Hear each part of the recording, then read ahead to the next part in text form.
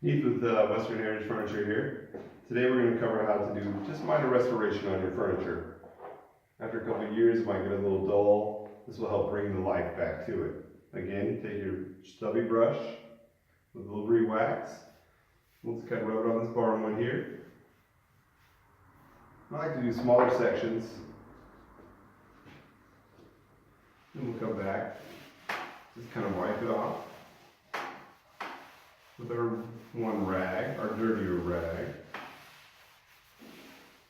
And then we come back with our clean rag and buff it up to get rid of any excess that is left on the table.